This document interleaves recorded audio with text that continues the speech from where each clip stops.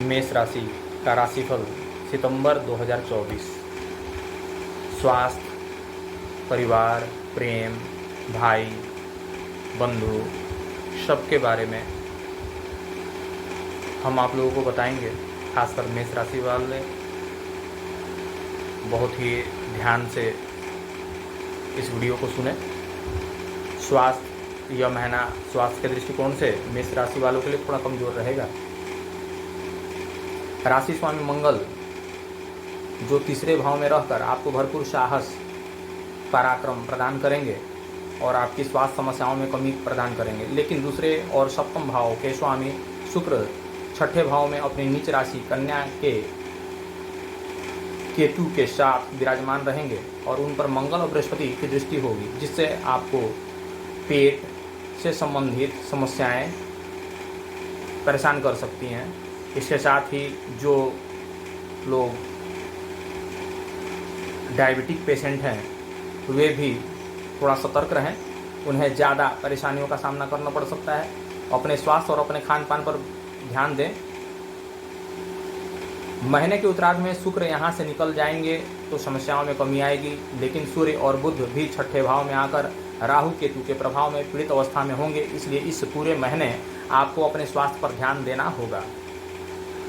Career की रही बात, तो कैरियर की दृष्टि से यह महीना आपके लिए महत्वपूर्ण साबित हो सकता है। फिर भी आपको एक बात के लिए तैयार रहना पड़ेगा कि दशम भाव के स्वामी शनि वक्री अवस्था में एकादश भाव में विराजमान है। सूर्यदेव की पंचम भाव से पूर्ण दृष्टि रहेगी। इसके परिणाम स्वरूप आपको अपने कार्यक्षेत्र में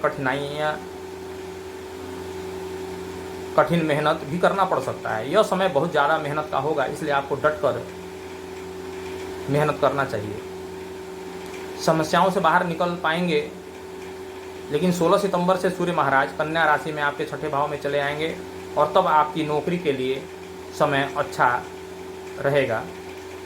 फिर भी महीने के पूर्वार्ध में सूर्य महाराज शनि से और उत्तरार्ध में राहु के प्रभाव से कुछ हद तक पीड़ित भी हो सकते हैं, इसलिए कार्यक्षेत्र में सावधानी रखनी होगी। किसी के भी कहे सुनने में आने की आवश्यकता नहीं है, नहीं तो आप अपना ही नुकसान पहुंचा लेंगे। कार्यक्षेत्र में सहकर्मियों का व्यवहार आपके लिए मिला जुला रहेगा। कुछ आपकी मदद करेंगे तो कुछ आपके जड़ें खोदने में लगे रहेंगे। यदि आप कोई व्यापार करते हैं तो महीने के पूर्वार्ध कुछ कमजोर रह सकता है। सप्तम भाव के स्वामी शुक्र महाराज छठे भाव में अपनी नीच राशि कन्या में मौजूद हैं। उनके ऊपर मंगल और बृहस्पति की दृष्टि होगी। वह केतु के साथ विराजमान होकर पीड़ित अवस्था में व्यापार में उतार चढ़ाव की परिस्थितियां बना देंगे। आपकी योजनाओं को फलीभूत होने में समय लगेगा, उनमें रुकावटें आ सकती हैं। कुछ विरोधी भी सर उठाएंगे। महीने के उत्तरार्ध में 18 सितंबर से शुक्र तुला राशि में आपके सप्तम भाव में आएंगे और पूरे महीने में यही बना रहेगा। इससे व्यापार में उन्नति होगी और कुछ नई योजनाएं शुरू होंगी। पुरानी योजनाओं पर भी विराम लगेगा।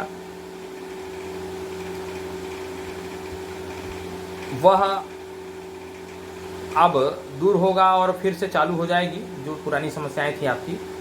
इससे आपके व्यवसाय में गति आएगी और उन्नति भी होगी।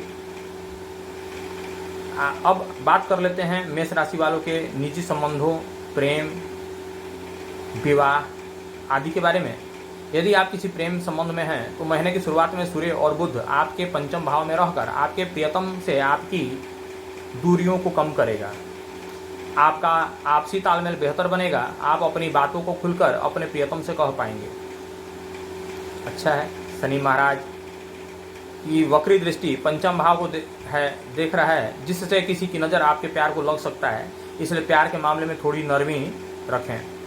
अपने प्रियतम से थोड़ा कम मिलें या मिले भी तो लोगों को ना बताएं, क्योंकि ज़्यादा लोगों को पता चलने से आपके रिश्ते में तनाव बढ़ सकता है। महीने के उत्तरार्ध में सूर्य कन्या राशि में 16 सितंबर को छठे भाव में चले जाएंगे, तब परिस्थितियां और बिगड़ सकती है और एक दूसरे से कहासुनी हो सकती है।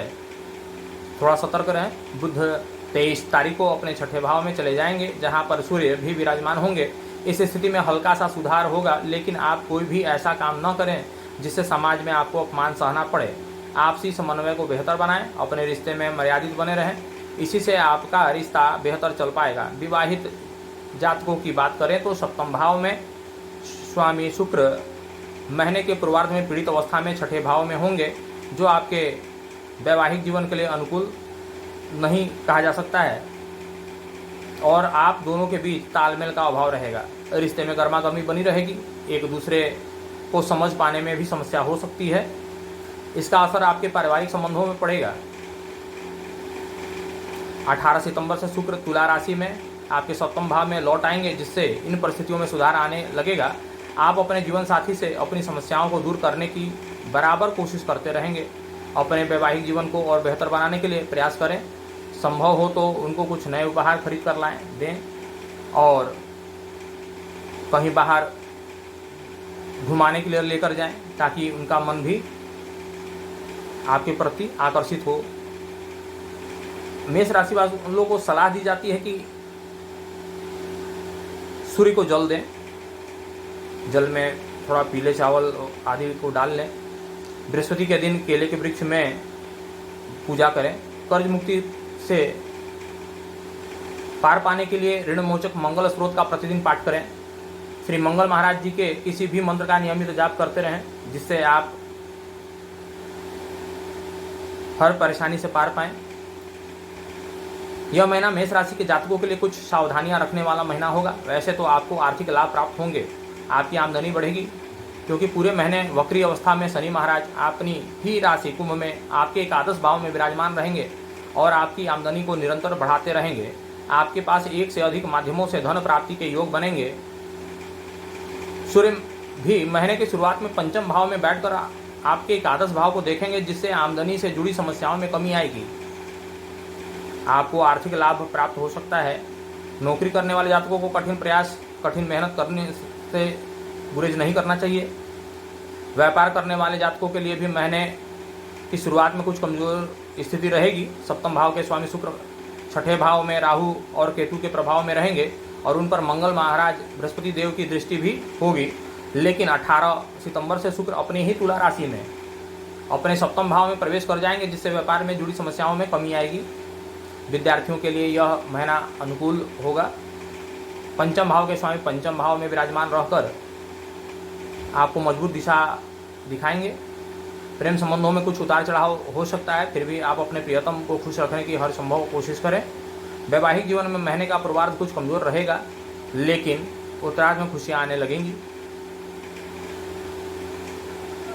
रही तो बात अब मेष राशि वालों जातकों की इनकम की, उनके वित्त से संबंधित व्यवस्थाओं की, तो आर्थिक स्थिति देखा जाए तो महीना आर्थिक रूप से बहुत खुशियों का होगा। वक्री शनि महाराज अपनी ही राशि कुंभ में एकादश भाव में पूरे महीने विराजमान रहेंगे, जो कि धन प्राप्ति के लिए भागदौड़ तो लगी रहेगी, लेकिन धन अर्जन होगा। आपकी दैनिक आमदनी भी अच्छी रहेगी, आमदनी में कोई कमी नहीं आएगी। पंचम भाव में बैठे सूर्य महाराज भी अपने राशि में रहेंगे और आपको आर्थिक लाभ प्रदान करेंगे। सरकारी क्षेत्र से भी आपको लाभ प्राप्त होगा। यह समय आपकी आर्थिक उन्नति को बढ़ाने वाला है। द्वादश भाव में पूरे महीने राहु की उपस्थिति होना आपके खर्चों को बढ़ाएगा। शुक्र भी महीने के प्रारंभ में छठे भाव में ही रहे होंगे, जिससे खर्च भी लगातार बना रहेगा।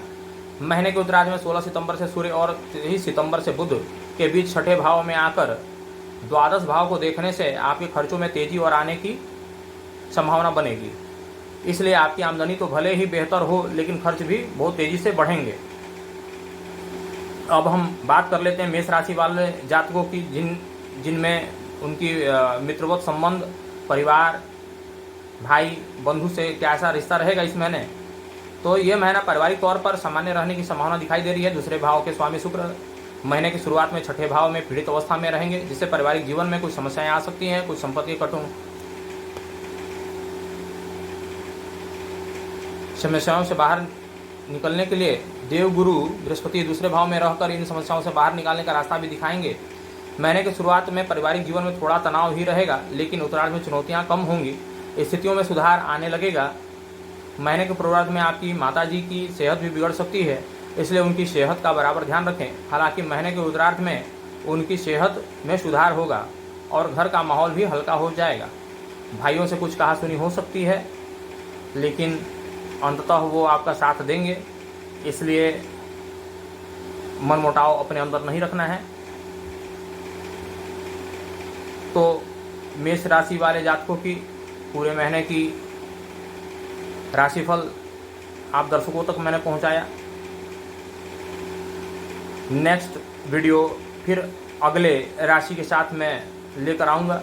तब तक के लिए मैं प्रशांत बाबा आप दर्शकों को धन्यवाद देता हूं, और वीडियो को आप लाइक सब्सक्राइब करें। फिर हमारी अगली वीडियो का इंतज़ार भी होगा आप लोगों को, तो उसके लिए भी हम अति शीघ्र ही आप तक पहुंचेंगे। धन्यवाद।